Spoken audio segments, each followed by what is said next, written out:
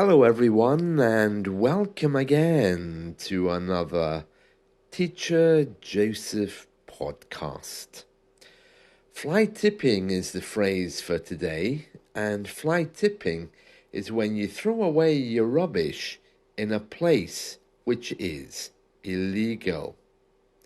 So, here in the UK, we have very strict laws about how rubbish has to be disposed of. A fly tipper, as a noun, is someone who illegally dumps waste in unauthorized places instead of disposing it in a lawful place and in an environmentally friendly manner. Now, fly tipping can involve the dumping of just about anything: household, hazardous trash, waste, furniture, construction, other materials. Actually, it's very harmful and can pose public health risks. It can also pollute land and kill wildlife. Now, the thing about fly tippers is they don't care where they dump rubbish. And fly tipping itself is a really big concern. Generally speaking, here in the UK, it's looked after by our local government, not our central government. And that means, depending where you are in the UK, if you get caught fly tipping, you could face a number of different actions. And one of our local governments here has decided to increase penalties for fly tipping. They're actually increasing the amount you have to pay if you're caught from £400 to £1,000. And if you drop any litter on the ground, then you have to pay £250.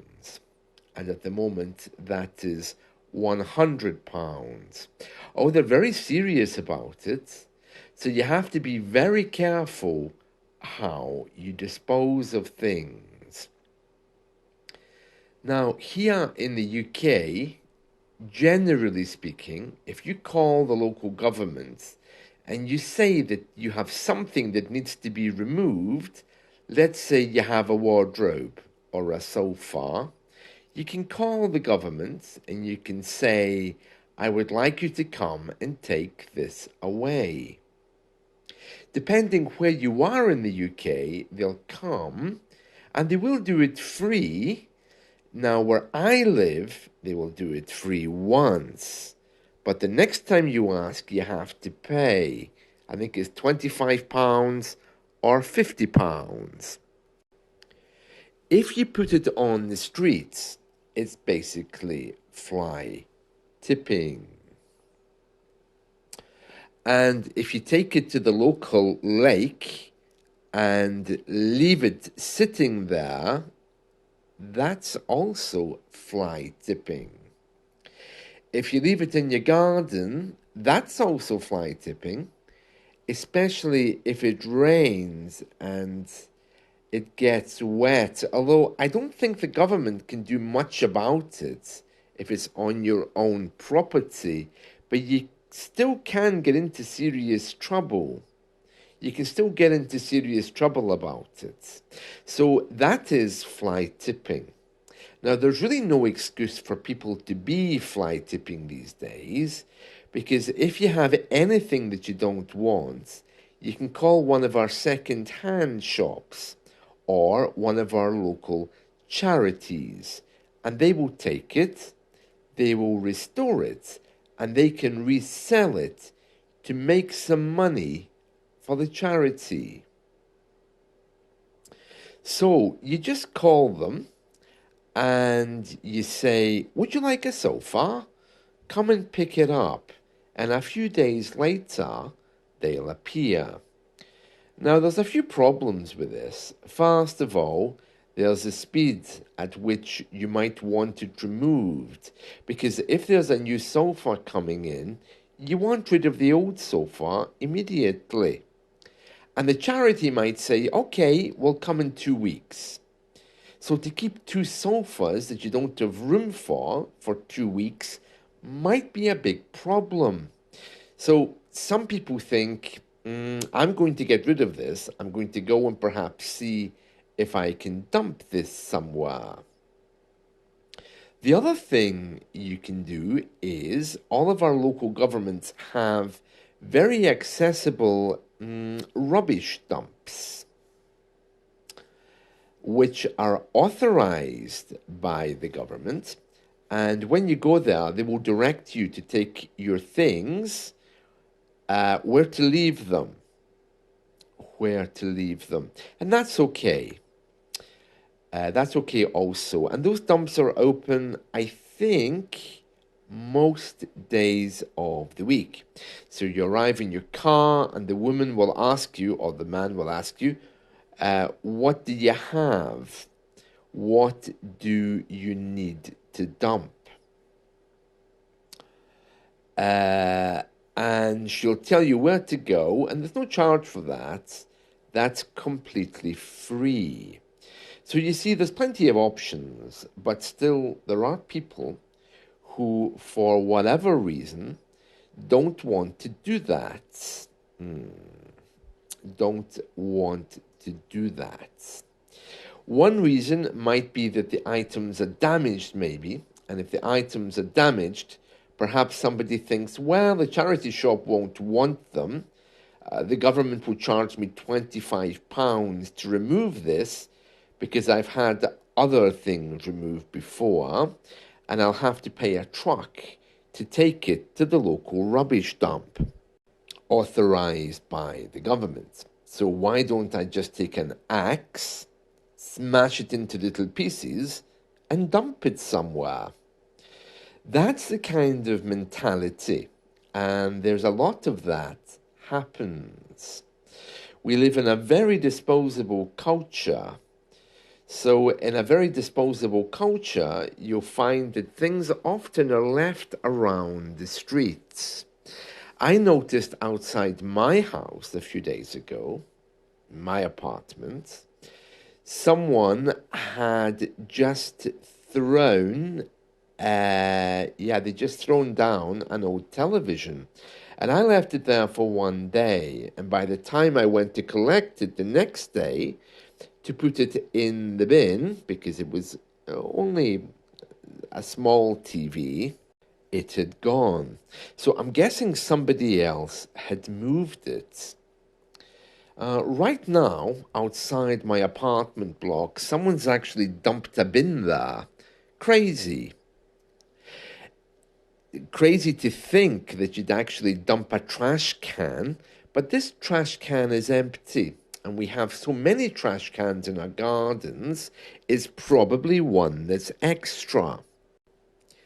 I mean, I have a black trash can for normal waste, a green one for plastic wastes, and a blue one for paper, a brown one for garden rubbish. It's very confusing, and then the government sometimes change the colour. So there's kind of like a surplus of bins flying around. So you see, there's all kinds of things lying around. It really depends. It depends, of course, on your education level, because some people would prefer just to drop things and not worry about them. We have a phrase in the UK which is called NIMBY, which means not in my backyard. It's an acronym, and you hear it here a lot. Not in my backyard. Fly tipping, yeah, it's very serious and is dealt with on a local government level. And if you're caught fly tipping, you can be in serious trouble. There's CCTV cameras everywhere here, So it doesn't take them long to find out who actually did the fly tipping. But it really is an eyesore. An eyesore uh, is something which is very difficult to look at because it just looks horrible. So when people do fly tipping, it's an eyesore.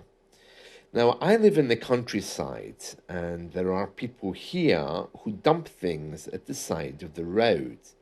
Now, you wouldn't think that would happen here in the UK, but it does, and it really looks awful. With local government cutbacks as well, the government isn't really taking care of cutting grass at the side of the roads or on main roads anymore. So that also is something which is not looking very, very nice these days. Anyway, if you do fly tip regularly, or if you dump half your house somewhere, you will go to jail for that. You won't just pay £1,000. They do take a lot of action against people who do things like that.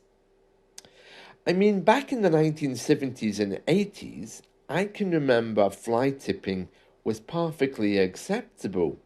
And I can remember certain places where people used to go just to dump things.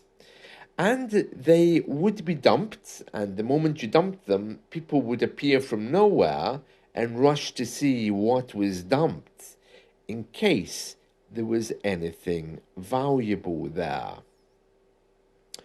Now, it's still a little bit like that in certain areas. I mean, even around the government's authorized rubbish dumps, there are people who are kind of there, and in the moment you dump something, they'll appear and they want to know what you've dumped.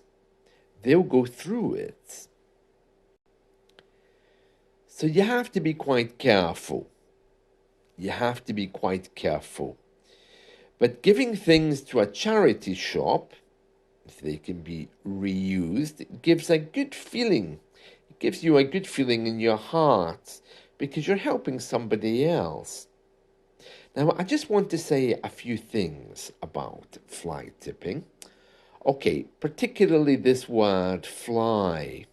Now, I'm using this as an example, okay, because I've often told you that when you start to learn English, it's really important that you choose a place which you can call home, and from that place, learn English. Take the media from that place.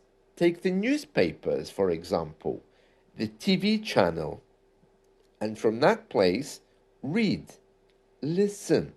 Do as much as you can from that one particular city or village. And I say that because if you start wandering around all of the UK or all of America, you're going to get a little bit discouraged. Let me give you this example, and you'll see what I mean. There's a phrase in the UK called on the fly. On the fly, which refers to doing something spontaneously without prior preparation. It's kind of about adjusting to situations as they arise, making decisions at that moment. For example, if a problem comes up, let's say that your central heating isn't working, so immediately you fix it on the fly. It means you do it immediately. You do it immediately. But in the northern part of the UK, in Scotland, for example, on the fly has a completely different meaning. On the fly in Scotland means when you do something secretly. When you do something secretly. For example, fly tipping, dumping rubbish. You do that on the fly, where nobody can see you do it. You might even say, oh, I'm going to pop out of the office and go for a fly smoke before the boss sees me going out. So you see, it has a very different meaning. And we find that across all of the English world. And that's why you can't just float from American English to British English to Irish English to Australian English. There needs to be some anchor, some grounding. So it's really important that you start your English from a place that's, well, familiar to you or has meaning for you. And from that place, you then begin. And from that place, you can recognize other similar idioms around the country. For example, if I'm watching an American reality TV show and I hear them using the phrase back up, I know that in American English that simply means to reverse your car. Please back up your car. But in British English, it means making sure your computer keeps all of its knowledge. Making sure your computer keeps all of its knowledge to back it up. But I don't say to myself, oh well, which is right, American English or British English? I just say to myself, well, as a British man, I know the meaning. Americans have a different meaning, and that's okay for them. And this is where you need to get to. You need to know what's okay for you. And the place that you've learned English, that will be your starting point. And you can judge other forms of English to your own. If you're wise enough to wander around and just absorb everything, that's very good too. That's very good too. But if you try to say, for example, to someone in the UK, can you back up your car? They'll probably look at you twice because they'll think, do you mean reverse it?